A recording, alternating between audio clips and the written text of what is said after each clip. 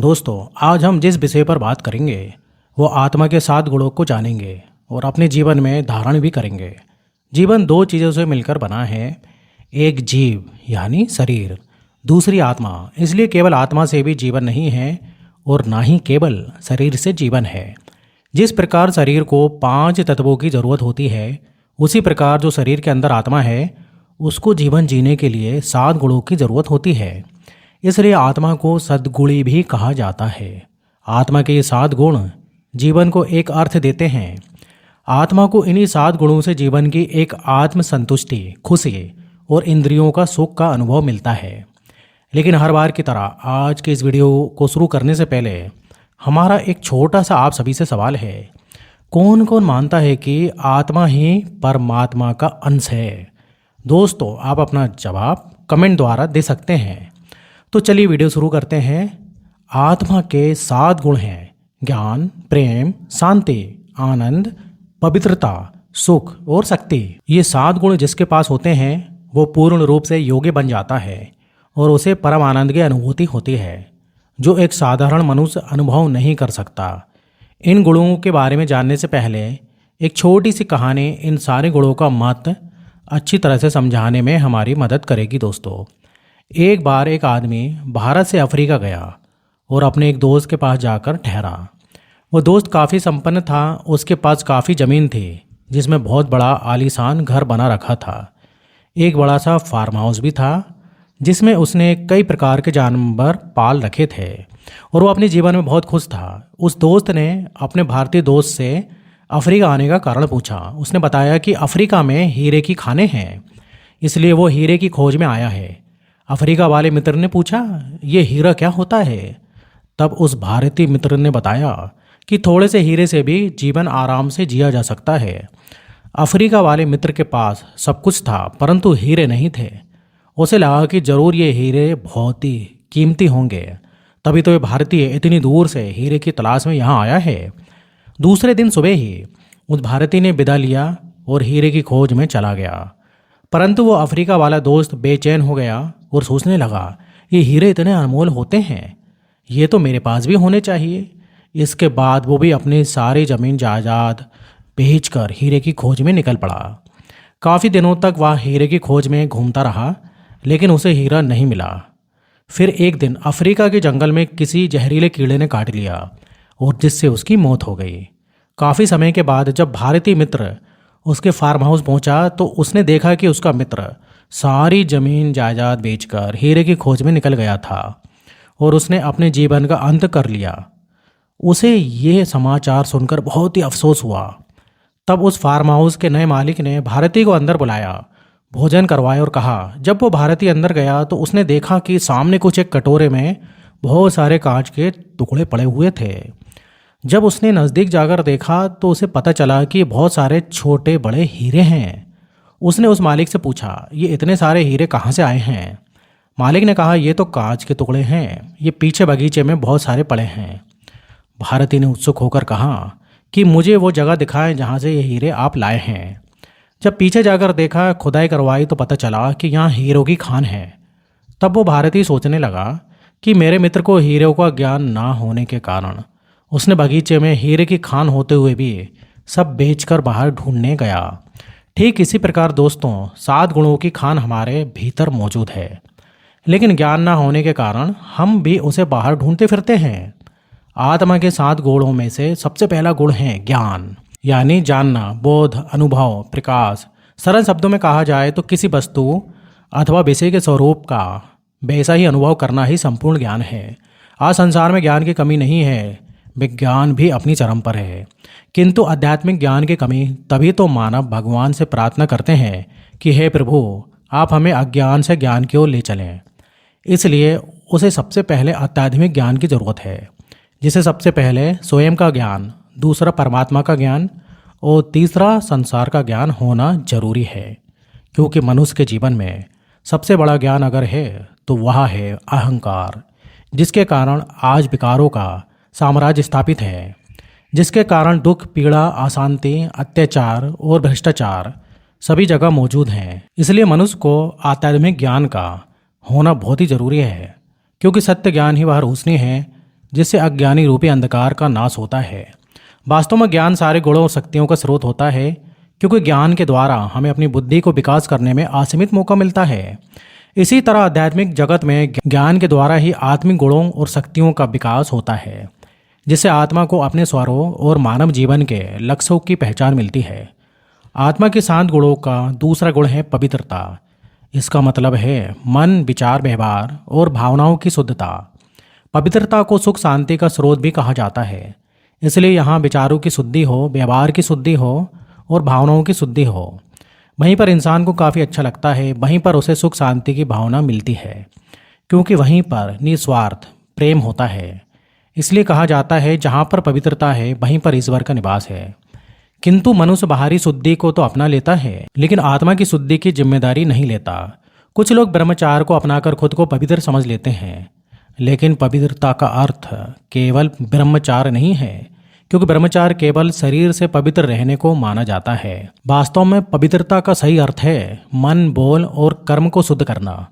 एक व्यक्ति की सोच शुद्ध हो तो उनको हम संत या साधु कहते हैं, क्योंकि हमारे मन से विचारों की शुद्धता होती है। इसलिए अगर विचार पवित्र हैं तो हम जो भी बोलेंगे, जो भी कर्म करेंगे, वो सभी पवित्र, श्रेष्ठ और सार्थक होंगे। दोस्तों, आत्मा के 7 गुणों में से तीसरा गुण है प्रेम।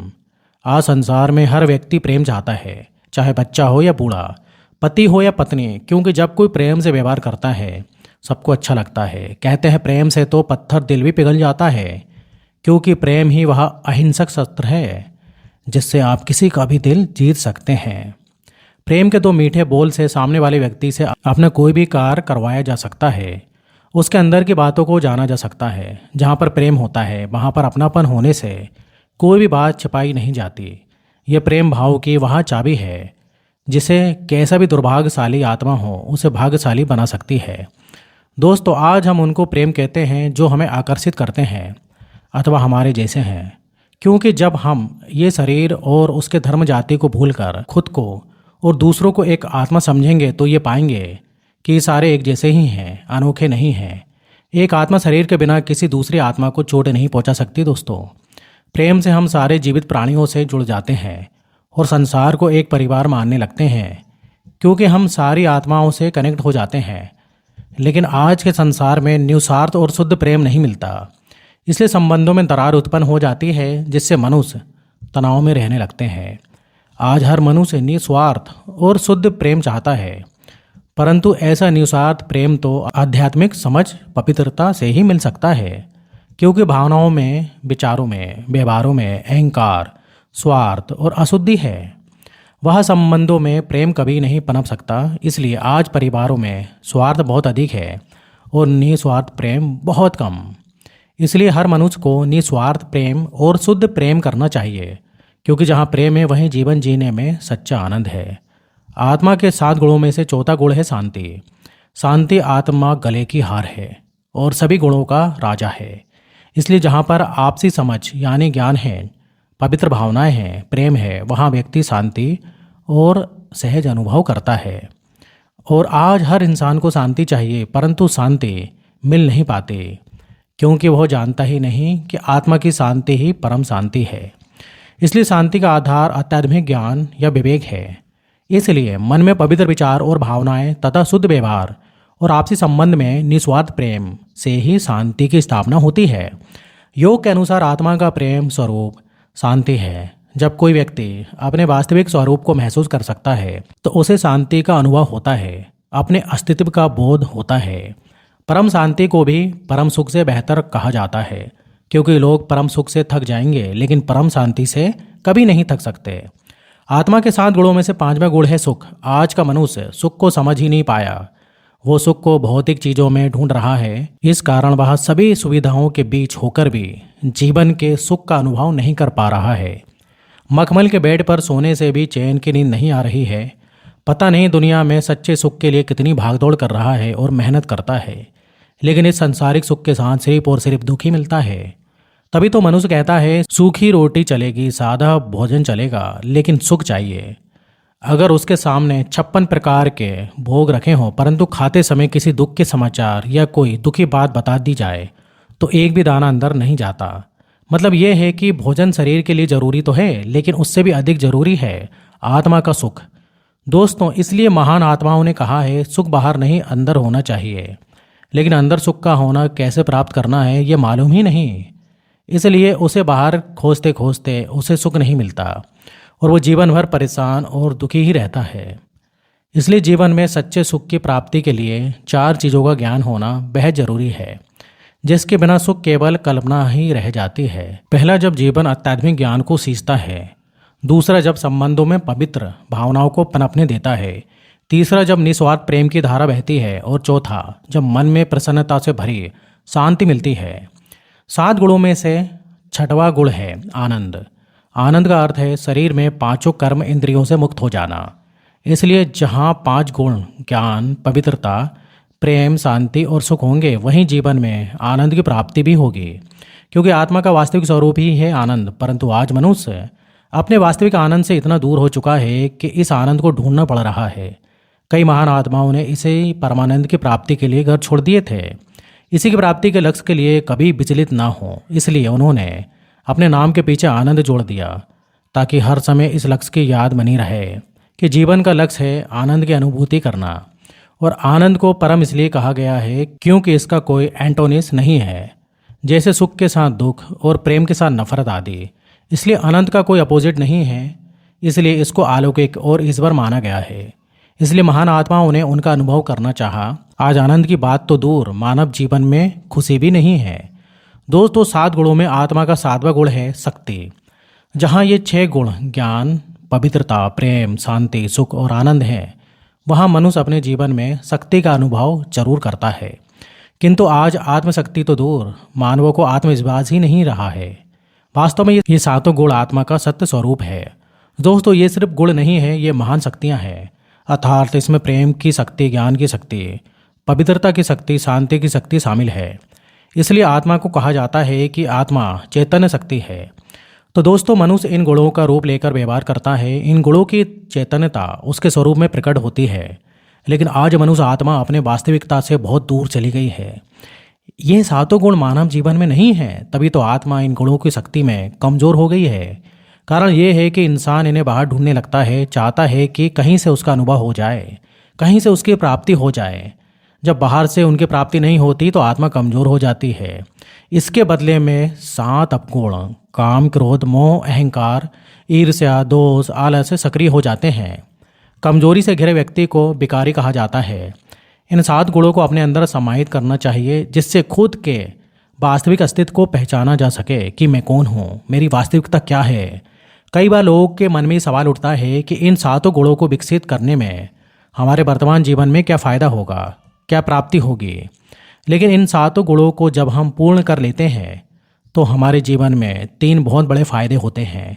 दोस्तों, पहले बात यह है कि हम परिस्थिति को बदल सकते हैं। दूसरा, हम लोगों के विचार करने के तरीके को बदल सकते हैं। और तीसरा, हम अपने आसपास के वातावरण को बदल सकते हैं। आज दुनिया में जितने भी महान हस्तियां हुई हैं, उनकी महानता का आधार यही 7 गुण ही थे। यही 7 गुणों से अपनी आत्मा को शुद्ध किया जाता था। चाहे स्वामी विवेकानंद हो, महात्मा बुद्ध हो या महावीर स्वामी, उन्होंने अनेकों जीवन को प्रभावित किया था और कितने को जीवन को बदलना भी था। दोस्तों, आइए जानते हैं कि आत्मा के 7 गुणों से हमारे स्वास्थ्य पर क्या प्रभाव पड़ता है। 7 गुणों को हमारे स्वास्थ्य पर बहुत गहरा प्रभाव पड़ता है। जैसे ज्ञान का संबंध हमारे नर्वस सिस्टम से जुड़ा हुआ है। जब नर्वस सिस्टम से सारे शरीर में संदेश पहुंचाने का काम होता है, आध्यात्मिक ज्ञान हमारे शरीर के सही रखने की सहायता करता है। आध्यात्मिक ज्ञान हमारे शरीर को सही रखने में सहायक होता है। इसलिए ज्ञानी व्यक्ति को कहा जाता है कि इसकी नस नस में ज्ञान भरा है। दूसरा, पवित्रता का संबंध हमारे 5 कर्म इंद्रियों से जुड़ा होता है। जब मनुष्य इन कर्म इंद्रियों के बस में हो जाता है तो वह उसे शक्तिहीन बना देती है। तब पवित्रता हमें वह शक्ति देती है जिससे हमारी 5 कर्म इंद्रियां बैलेंस हो जाती हैं। प्रेम का संबंध हमारे हृदय से जुड़ा हुआ है। दुनिया में हृदय रोग बढ़ता ही जा रहा है। वो इसलिए जहाँ विश्वास हो, प्यार हो, वहीं पर धोखा मिले तो बहुत पीड़ा होती है और वह दर्द हृदय की नाड़ियों को जख्मी कर देता है। उसी घाव पर मेल आदि जमा होनी शुरू हो जाती है, कोलेस्ट्रॉल जमा होना शुरू हो जाता है और ब्लॉकेज हो जाता है। इसलिए डॉक्टर मरीज के परिवारों को ये सलाह देते हैं कि ऐसी कोई बात ना करें जिससे मरीज को कोई सदमा पहुंचे। जितना वो खुश रहेगा, जितना उसको प्यार मिलेगा, उतना ही वो जल्दी ठीक हो जाएगा।